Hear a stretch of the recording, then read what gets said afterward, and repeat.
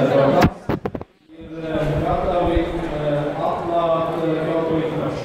Tas ir savādīgs pārsteigums, jo šis eksponāts ne tikai Rīgas motormuzejā, bet vispār publiski mums skatāms pirmo reizi. Dāmas un kungi, es vēlos dot vārdu muzeja direktoram Aivaram Senokam, lai viņš kliedē intrigu par to, ko tad pašlaik līdz šim brīdim slēp sarkanais aptājs muzejam otrajā rītā. Īpaši pēdējās dienās ir ļoti bieži jautāt, kurš ar jums ir tas tāds vērtīgākais eksponāts muzejā? Pastāst. Tāpat jautā, ko tad jūs esat jauni tajā muzejā iegādājušies? Ko jūs parādīt? Šodien mēs tiešām gribam parādīt kaut ko jaunu, kaut ko ļoti nozīmīgu Latvijas vēsturē, bet to, ko jūs tur redzat.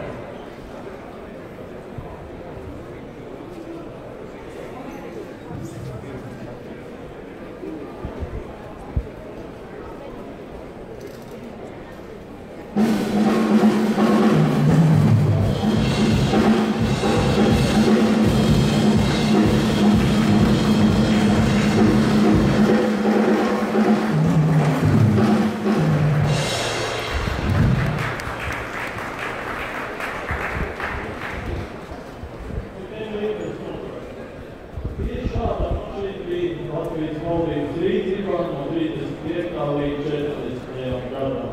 Pēdējo reizi, cik zināms, Ulmanis brauc šo auto tajā reģistrējā 17. jūnijā un 40. gada rudenī Lomu atzina sarkanā armija Latvijas ar mašīnu pakaļus. Jūs priekšā ir grīņu brauc. Pilnīgi austentīgs grīņu brauc. Es tikai gribēju pateikties šoreiz, tehniski neko vairāk nerunāšu. Iznāk tā mašīna nāk no Kalifornijas.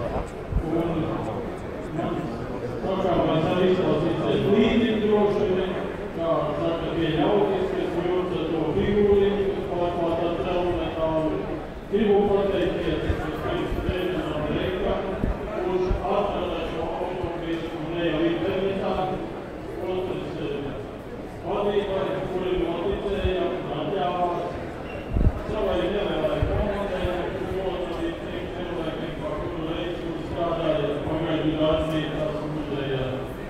Rekonstrukcijas laikā tam kompānijām, par kurām mums bija līgumi, kuri beidzas specifisku darbu, ko nedara mazā darbnīciņā, pateikties tiem atsevišķajiem amatniekiem, kas arī līdz atsevišķu darbu, pateikties tiem volontieriem, kas arī šo to izdarīja vienkārši, lai iegūtu šajā automobīlī, savu darbu, tas palīdzu.